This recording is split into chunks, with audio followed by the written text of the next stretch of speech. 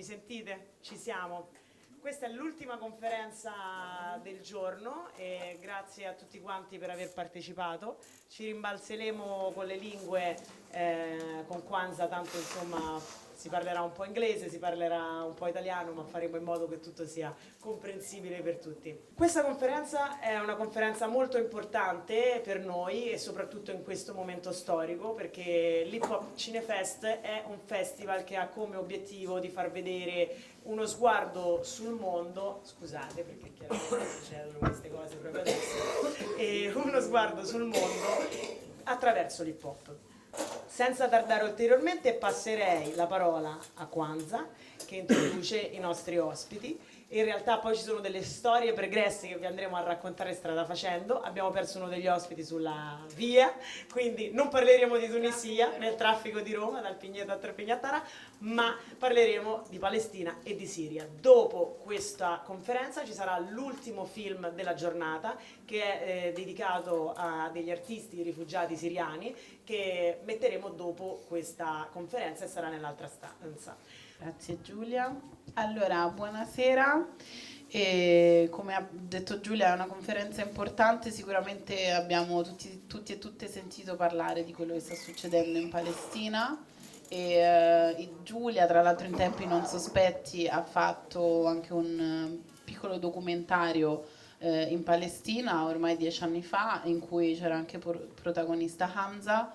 Forse l'avete visto nelle precedenti edizioni, perché ancora una volta con l'hip hop è protagonista nella resistenza, come abbiamo anche parlato prima nella conferenza dei narcostati, in cui appunto Federico ha realizzato questo documentario in cui ha mostrato come nonostante queste difficili situazioni che si creano a causa di appunto il traffico di droga, si cerca comunque un modo per andare avanti, un'alternativa grazie alla cultura e all'arte e quindi grazie all'hip hop. E quindi la conferenza di adesso segue un pochino questo filone come ha anticipato anche Giulia.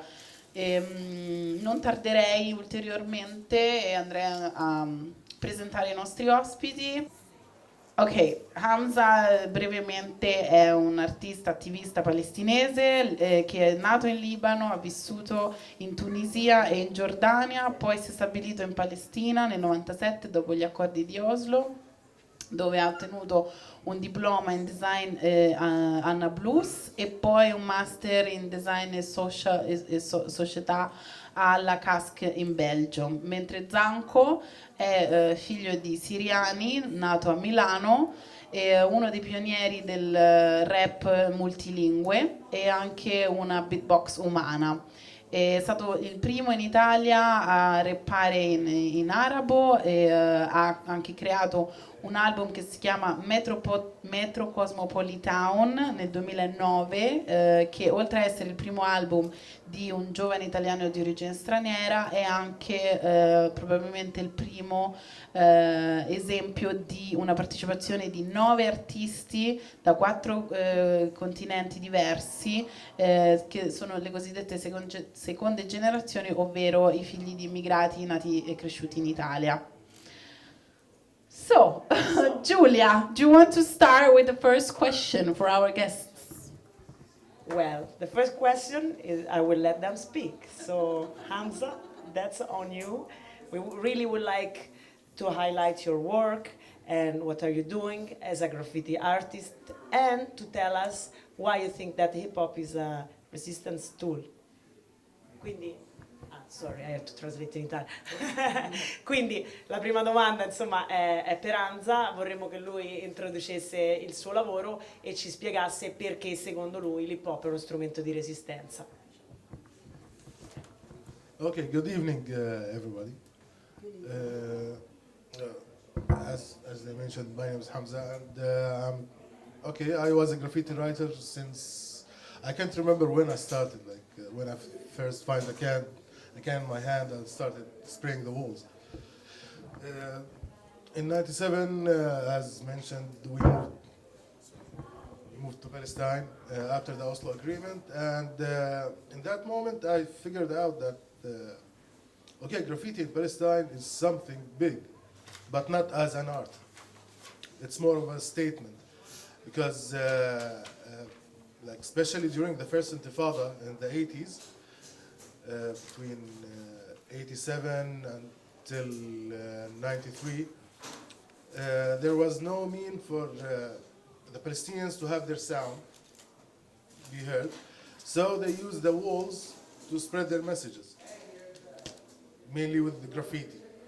So, okay. So, yeah, carrying back with that. Sorry, I get distracted sometimes. A little bit of ADHD. So yeah, I figured out I can use my my talent, my skill. Hi guys. Sorry, you late. It's okay. So yeah, I started using my medium to amplify the messages more and more. It goes a lot. Like there's a whole study about the graffiti in Palestine and what's the meaning of it. I don't want to hijack the whole time speaking about it. I can just really go on and on for weeks. It was that certain moment when I find out that graffiti can really highlight the struggle in Palestine when the wall was built in 2007. So at that time, I think you all know Banksy. They or him came to Palestine and did some graffiti on the wall. So after that, when you Google the word wall, you get to see the apartheid wall. But before Banksy, it was just the wall by Pink Floyd and the China Wall. So yeah, this is. I think that's when it hit me that there are real power, true power, in hip hop. Let's say in general and graffiti mainly, like highlighting the real stuff. For me personally, after a few years, I think like okay, I've never done anything on the wall, anything of graffiti, but yeah, I was always eager. I love to do it because it's a very big, huge canvas, okay?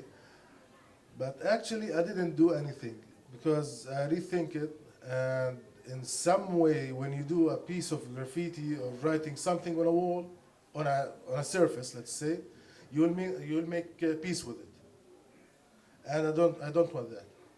And in a way, graffiti beautifies things. So I also don't want I don't want that. I want it to stay ugly until it's demolished. So mainly that's. Yeah, thank you. I work around it, like just to be close to it, but I really hate it. Like it splits houses. You can't imagine. You have to be there. I mean, Giulia saw it. It was super ugly. Anyways, the amplification of the messages that Banksy did really highlighted the apartheid happening in Palestine. But for me, actually, after a few years, I'd rather if he stopped doing that. Like, okay, thank you, you highlighted the thing, and everybody now knows about it. So you can just please stop doing that. One thing that I did not like about Banksy as a movement or as a person, I don't know, they started a hotel next to the wall, promising you with the worst scene in human history.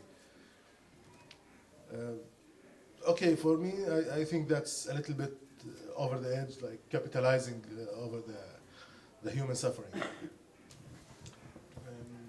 Okay, I'd like to also highlight something that that's been happening during the first Intifada in the West Bank. It was a crime to obtain a spray can. Like if the Israeli army catches anyone with a spray can, they will take him in custody for at least 6 months, without questioning, without anything, because you're having a can, so you are a graffiti writer in a way, and you spread messages about resistance, about apartheid, etc., against Israel.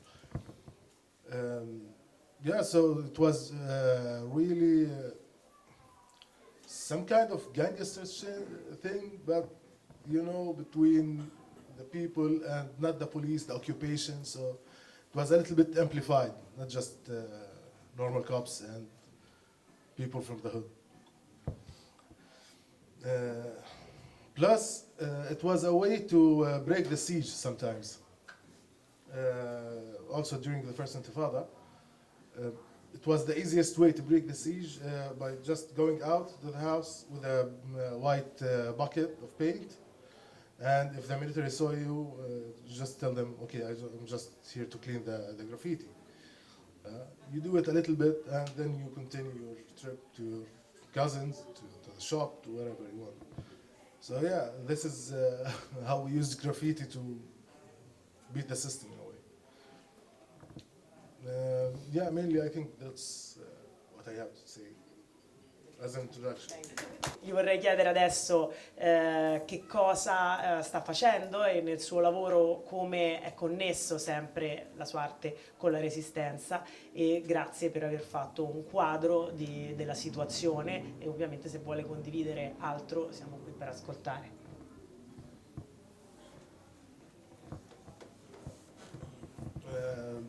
So yeah, in the early 2010s, is it like that? Okay, I discovered the calligraphy concept. It's a fusion between graffiti and calligraphy.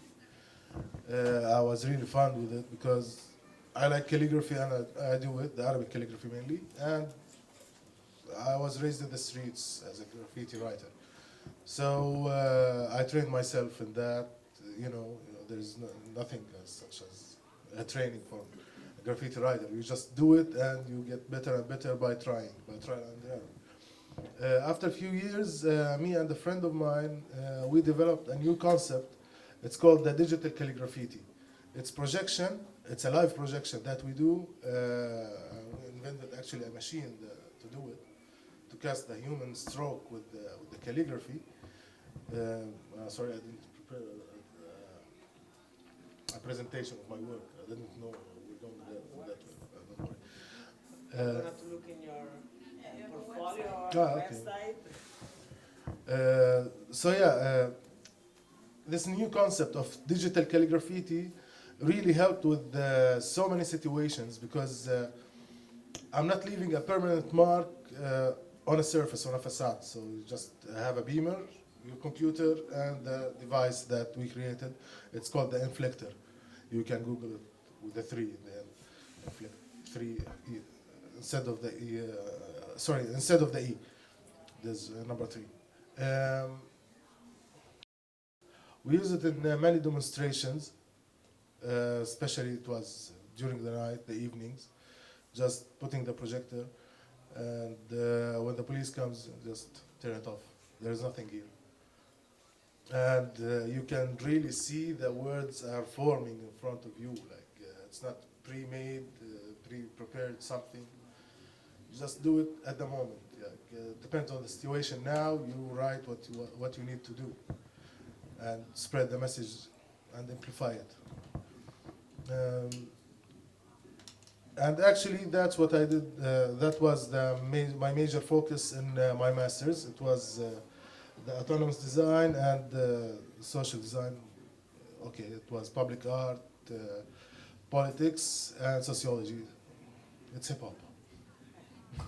Politics, hip hop, politics, sociology, and what was and public art, yeah. So now I'm preparing to do my PhD, also on the same subject, link it more to the how to amplify the voice of the people who can't speak, you know. Yeah, I think that's it. Where I'm here, and also I have a film production company in Jordan. It's called Open Space. It's welcoming anyone with any idea. Thank you very much. E quindi per un attimo interromperei con Hamza per passare la voce a Zanko. Facciamo un applauso a Hamza. Assolutamente. per poi fare tutte le domande insieme successivamente. E quindi a questo punto ti chiediamo di raccontarci la tua storia di hip hop e resistenza. Ma che devo parlare in inglese o in italiano? Milanese. Allora parlo in romano e famo prima. No, allora, no, in italiano e in inglese devo parlare, cioè mi devo autotradurre. Allora, hip hop e resistenza. No, vabbè, parlo direttamente in inglese se volete. Poi serve anche Per in me. italiano. Ah, poi serve l'italiano. Ok. We have a double public, so we need to translate anyway. How many people speak English in here? Please raise your hand so it's You more. wanna save your energy, You but are it's in, not gonna you are happen. in Rome. We are in Rome, very Mediterranean. Barely speak Italian. It's better to speak Italian, ok, no problem. Allora parliamo in italiano, poi our. Non in milanese, grazie. Allora parliamo in italiano, figa. Ok, hip hop and resistance. Io sono di origine siriana, però mi viene da parlare in inglese, cazzo. Allora, I will speak English and she will translate, okay? So it's better for me because I like to get out from my comfort zone and not to speak my first language, which is Italian, okay? You can speak Italian and English together. No. It's a new language. Yeah, it's true. We can make it English. Okay, so I am Zanko El Arabe Blanco. I am originally from Syria. My parents are from Syria. I was born in Milan. And hip hop and resistance, very nice. Hip hop and resistance, it's a nice matter because in Syria, for Syrians outside Syria, hip hop did not really exist before the Syrian revolution. Because what the hell you speak about in Syria if you can't speak about anything without getting arrested? In Syria, it's quite tough because if you really say something that it's not appreciated, you may get into trouble, okay? That's how it works in dictatorships, actually. So I discovered the Syrian hip-hop scene after the Syrian revolution because Syrians started speaking with less fear, not with no fear, with less fear. And they started making songs and expressing their opinion. Before, this was not allowed. I did not know any Syrian rapper before, but the ones who are in Europe or who are abroad, not the ones who are in Syria. So, me, myself, I made many social songs, spoken about Palestine, spoken about many things, but not about Syria, because I was the first one to be afraid. And actually, I made a song on my disc. I made an album in those years on the wave of the Syrian Spring and the Arab Spring.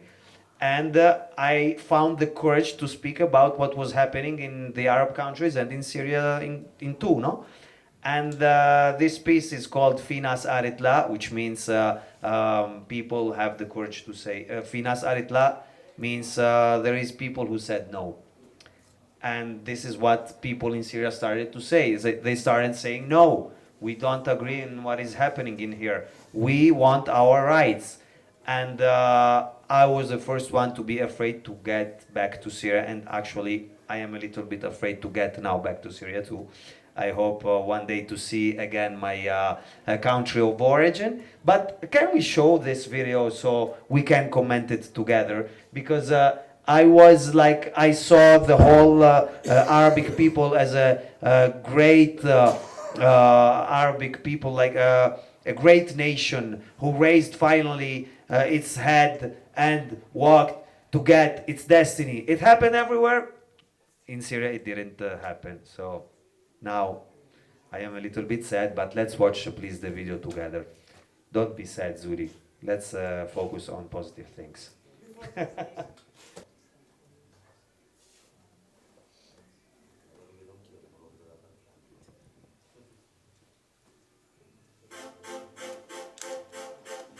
Zanko the white وقت الشعب يريد يرفع راسه يمسك نصيبه بإيده يقول لا ما في مجال مشكلة كبيرة نقدم لكم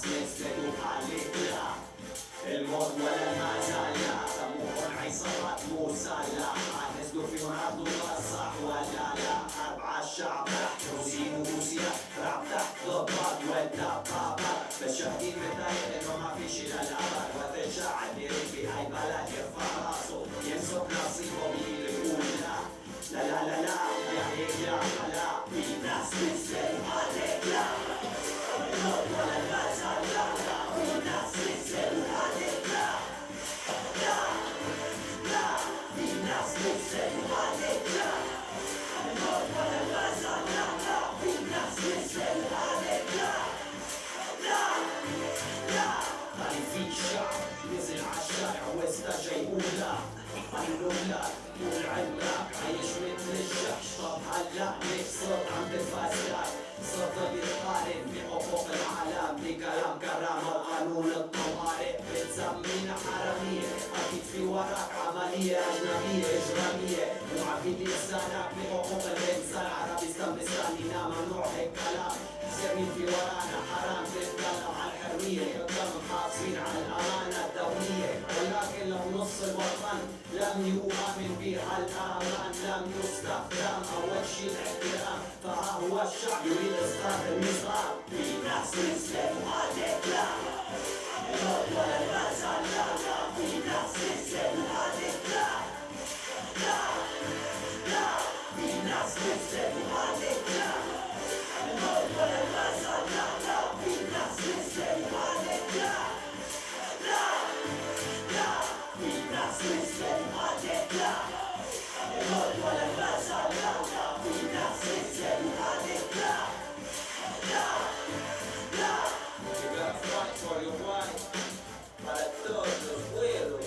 porque la fe es aquí dicho no Finas desde duales la Finas desde duales la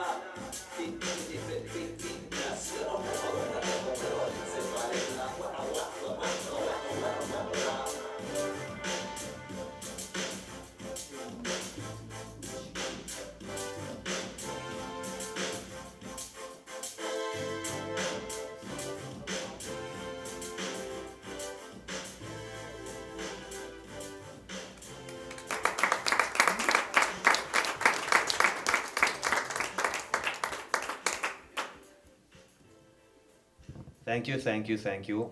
And it's emotional for me to watch again this video after a long time because I really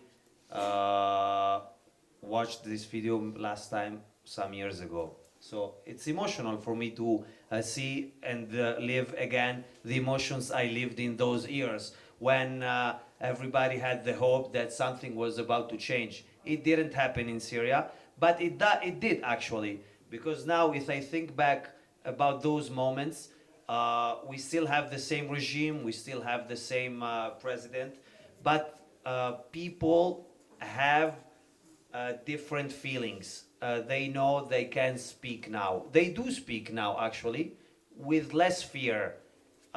We had some protests again. Some hip-hop artists published songs. They got arrested because it happens. It still happened. And but they did. Before, nobody really even dared to say one word because it means you die. If you say one word against politics, against the power, you die. That's how dictatorship works. It's not like in Italy. We have problems here too. It's not like in Syria. It's really a big difference. So it's a big emotion for me to see how our people, my people, my people is all over the world because I feel to belong to the whole world. At the same time, Arabic people, I identify myself with Arabs, and I like the courage of those youths who dared to get into the streets and to speak and to risk death.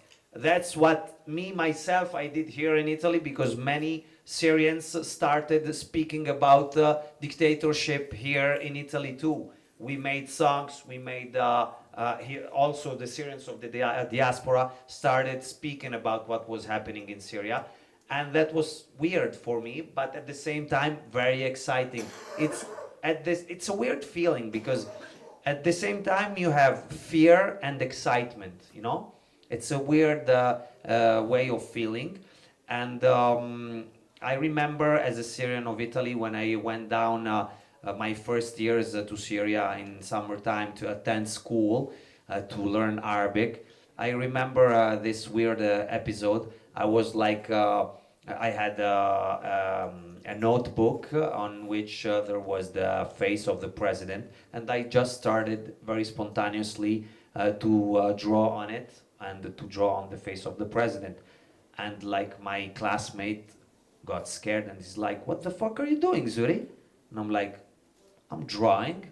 I'm a kid. What the fuck? I'm just drawing." He's like, "You're crazy, man. Get the fuck out of here. No, give me this." He was really scared. He took my notebook and he like wrapped off the cover. He ripped it in many pieces and he threw it away and said, "Don't do it again." I'm like, "What the hell? Why?" It's like, it's dangerous. So this is the way of how Syrian kids are raised. They are raised with fear, and the belief that you don't have to deal with politics. It's not your stuff. It's not your business. It's not your stuff. It's dangerous to deal about politics. It's dangerous to say your idea. You know what I mean? It's dangerous. Just don't do it. Just don't do it. So you can imagine how Syrian rappers could like feel before. After the revolution, it was Spartiacque. How do you say Spartiacque in English? Watershed. Very good. It was a water shift, okay? Because Syrians started speaking about it. So, and Arabs too, actually, because I knew Tunisian rappers, Egyptian rappers, many people. Palestinian rappers is a little bit different because they have like 70 years of occupation, so they always spoke about occupation. And Egyptians didn't actually speak about Mubarak and the dictatorship. Tunisian didn't speak about Ben Ali and the dictatorship. And this was very common in Arabic countries. The water shift was the Arabic Spring. The rap scene in Arabic countries became, how do you say Florida? Flourish, you say flourish, okay, flourish. Let's just invent. Flourish, it exists. You are from America, maybe you know. Flourish. Flourish. Flourish, yeah. Fiorificato. And and now it's very interesting to listen to Arabic rap songs because they don't speak about just politics, of course. At the same time, what do rappers speak about? They speak about experiences, life experiences. And in our countries, life experiences have to do with oppression, with rights that you don't have, with occupation for Palestine, but also for Syria, it's a kind of occupation because power, if it's occupied, that's an occupation too. Syrians used to repeat that Palestinians were killed more from the Syrian regime more than from Israel. Now I think they are pari merito. How do you say? Same level. At the same level, more or less. But until last year, I think Syria was winning in this awful thing because there was Yarmouk, which is like a Palestinian camp in Damascus, and it was really destroyed by the Syrian regime. Many Palestinians flew away from there, and they had the same destiny as Syrians. They got killed and massacred just because they stood up against the regime. It's normal to stand up against the regime because they are just killing people because they are manifesting an idea. If you are sane in your brain, you say that's not okay. And Palestinians, of course, said it's not okay, and they got killed as much as Syrians. So many of them came here in Italy, and they flew away in Europe. And I knew one of them when he was just a little kid, and now he became an independent rapper too. His name was MC Manar. I knew him like in a Syrian camp in Milano, And I remember that day I arrived to the camp just to get acquainted to my country mates and to speak to them and to know their histories, to know what happened to them. And his father came up to me and said, I heard that you're a rap artist. I'm like, yeah. Okay, my kid is a rap artist. Come on, Manar, let him hear something. And his kid was like 12, he started rapping like a machine gun. And I'm like, shoot, this guy is good. And I'm like, I made the YouTube video for him. And his father is, okay, can we make a concert of my kid so we can have some money to go to Sweden? And I'm like, okay, let me think about it. And I spoke to my friend like as a joke. My friend is Khalid Soliman, the one I was telling you. And he was like, okay, let me think about it. And after 1 week, he called me back and he told me, Zuri, we won't make a concert. We will make a movie. That movie really went into history because that movie was called I Stand With the Bride. And it went to the Festival of Venice. It won so many awards. And it was based on the history of this little rapper and his father and other I think four or five Syrian Palestinian refugees who wanted to go to Sweden because nobody wanted to stay in Italy. They all wanted to go to Sweden because in Italy it's a nice country, but we don't really give a shit about refugees. We don't have money, we don't have assistance. Sweden is a different country. So they invented the history of a fake marriage in order to pass borders because nobody will arrest you if they think you are in a marriage, in a wedding, you know. So they got like 4 cars, and they put these refugees as they were invited to a wedding, and they went across the borders from Italy to France, and then they went up to Germany, and then they went to Denmark, and then finally they arrived to Sweden. And this was very famous in Italy, and it went all around the festivals of the world because it was really weird, and it was really an emotional history. So thinking of that, I say life doesn't happen to you, life happens for you, because everything that happens for a reason that you have to find out, you have to discover it. It depends on you, the meaning that you give to the things that happen to you. And I think that this history is really meaningful. And I don't know if Giulia, did you download the video of Manar? We can show MC Manar when he just arrived into Milan, because now he works as an independent artist, and I am happy to have given him this contribution. Yeah. Nuovo talento, il talento del rap palestinese e siriano. Mister, عرف حالك. Manar, I'm Manar, الموسيقى الراب. Yeah! We are here with MC Manar from Syria because we are the best. يلا سمعنا شوية راب يا منار. You ready? 1 2 3.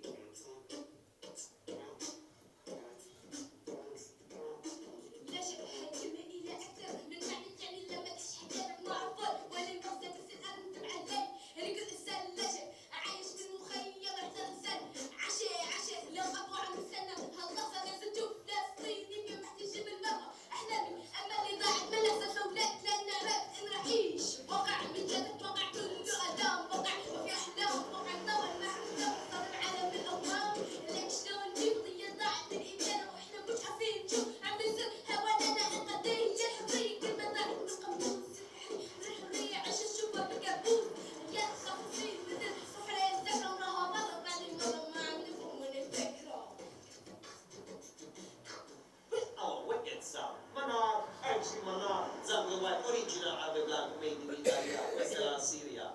La Siria in Europa, la Siria in Syria. Give me 5, man. Anzi, give me a punch, it's much better. Yeah! سلم سلم سلم على راسي يا منور. يا هدول الشباب اسكندريه احنا هيك عندنا. ايوه على راسي والله.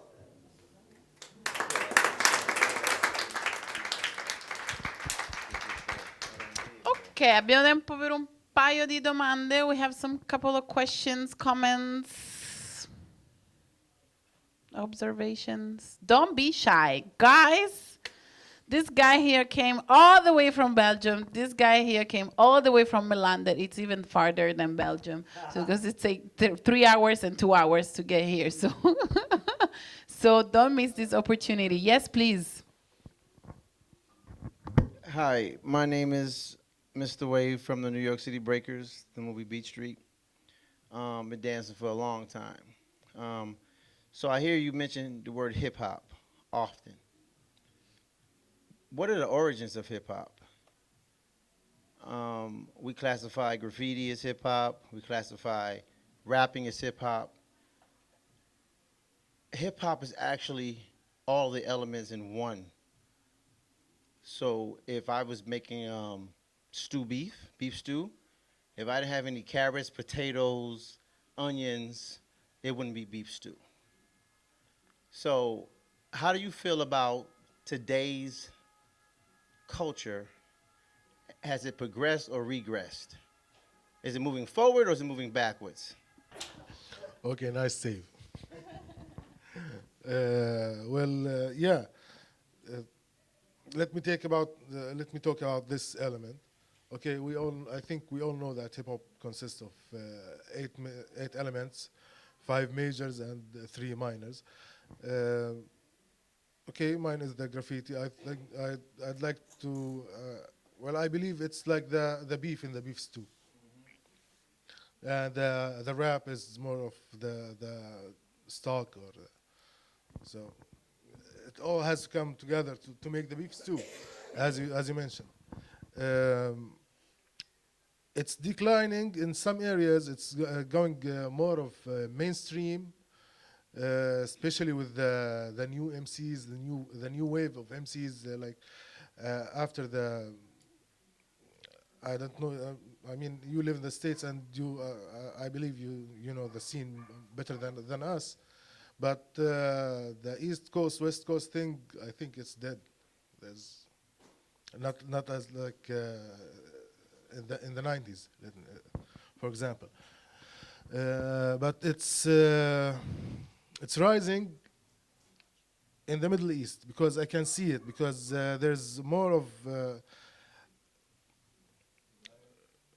not just desire, but there's a need for that. It's more urgent than just a desire. Sorry, speaking is not my way to go expression. Sorry. So yeah, I think it's rising in the Middle East because there's a real physical threat to people's life, and in a way we need not just a shelter, not just a way to express in a raw form of human feelings. It's also an amazing medium to spread the message, to express. This is our main thing. Like, we want to speak, and hip hop is a way to speak. But that platform, the culture was built on information. You just said that the young man that you helped, they wanted to do a movie about him, his father, and his family, and some guys.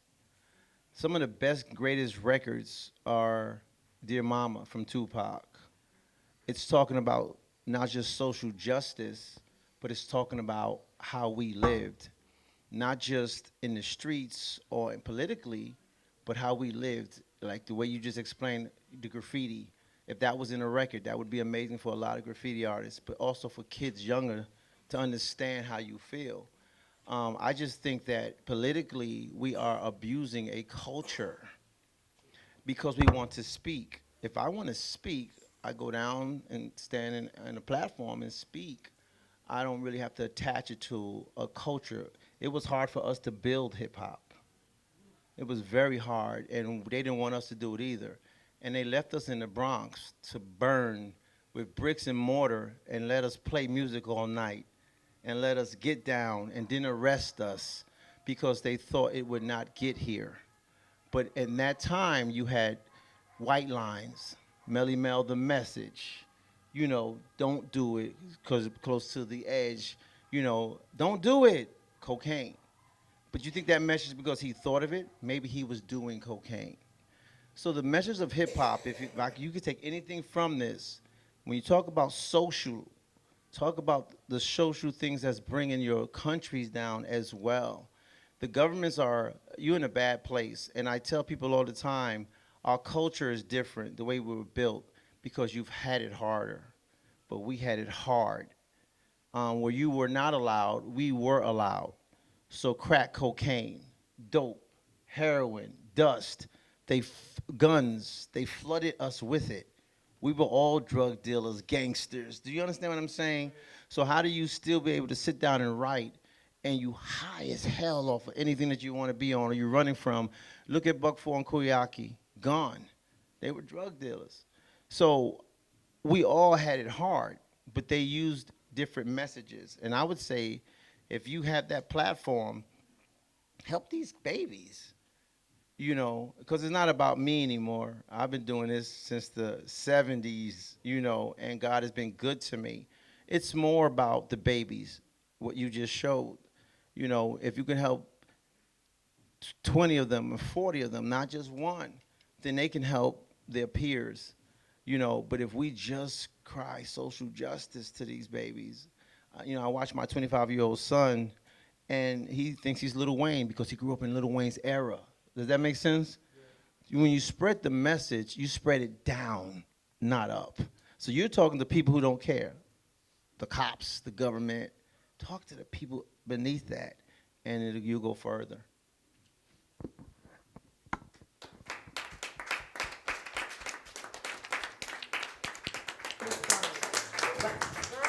You need a mic because we're No, my voice is very loud. we're recording. Oh, okay. Oh, so that one's attached to that one. Thank you, Bretta, for what you were saying. But I noticed within myself that I thought, I'm not completely. Thank you. I don't completely agree with what you're saying because what I feel is like, isn't music in general a beautiful way to spread out messages and bringing awareness? I just said that. Yeah, but Dear Mama is a beautiful message. yeah, but it was like that you said that he cannot speak about political situations.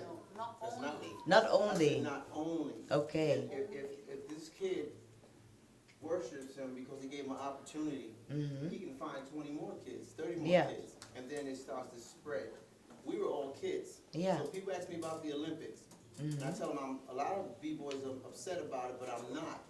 Because I tell them when we started the culture, we had nobody helping us, and we didn't even teach it down. So we hurt the culture. It's part our fault. So we hurt the culture, and that's because of the drugs and stuff that was filtered in to stop it. So instead of having 20, 30, 40, 1,000 good rappers making a decent amount of money, they give $1 billion to one. See, it's the people I'm telling you not to attack that controls everything. So what I'm saying is, it is social, but and political. But it's also, if you're trying to reach the masses, to have this go another 100 years, you know, look what's happening in Jordan. I'm not Jordan. Palestine. You know, it's hurting all of us. It's killing us. But you can't mess with the masses. But now the kids are starting to speak a different language because when they was building the tents, the government was going after them, talking about them. They weren't being heard. But the moment they said, "No, that was never our message. We was all about peace." Yeah. Then the message started to change. We got our president saying, "No more bombs." So fighting is a way, and I tell people, keywords and key times matter because they're always gonna say we the aggressor. Yeah. They're always gonna say we are angry. You know what I'm saying? So nothing better to spit than knowledge and to write great murals too. You know, and show some kids how to do murals. That's what I'm saying. I'm not saying they're wrong. No, that's why I was like, that's why I'm asking you again, like, isn't this the platform to use? Because I thought you said in the beginning somewhere like, use a other platform. No, so I'm I like, say combine, because if he goes on the news right now and talks about the kid, it's gonna get ratings. You got a whole room clap for you, right? Because of that, because now it's sort of feel good. You take it home. Each one teach one. But if I sit here and tell you, I do documentaries, right? And I got a series coming out called You Can't Erase Me. So I did his documentary. I directed it, produced it, paid for it, did everything. It's gonna be shown tomorrow. That documentary, he used to be Proof's manager. He was gonna be a VP for Proof. Proof got murdered. So how I tell that story means something, and look where it got us here. So I'm just saying, if you have the power, the superpower, tell a kid you Superman. As this kid gets a movie, they're gonna come to you for a certain thing. So I'm not saying don't talk about social. I'm saying if you're doing an album and do 10 social justice records. Yeah, of course. Well, but that's what I'm saying. Yeah, okay. And that's a detractor to the culture. He may be able to prove his point, but how far is he gonna go? And then his son will start doing the same thing and not even understanding what's happening. You know what I'm saying? So to have better knowledge is you speak to both powers. The culture is all the elements. So I speak to... So you're saying like use all of them instead of... Individually. You know, and let me tell you something, graffiti was first. I'm doing a documentary of L.J. Wicks in the Netherlands, and it starts with graffiti. It infiltrated Amsterdam. Graffiti was grandfathered in to the culture. So was pop locking. That didn't come out the Bronx. Graffiti was here in the 60s and forever. You know, so that's king, if you want to really say it. But if I never say that, and we both talking about, you know, we just want to bomb and want to destroy. You said that's not what you want. You want to send a message. So that's what I'm saying. Nobody's wrong here. I'm just giving them a little advice how to move this game forward and fill this room up in the next 5 years. So that more children could like can use the platform. Then they could be more intelligently. Because you gotta Not just social justice, but go beyond that. Yeah, of make course. her feel good, and him feel Thank good, and you feel good, you know, and that's what you have the power to do. That's all I was saying. Thank you, everybody. Let's give a round of applause to our guests.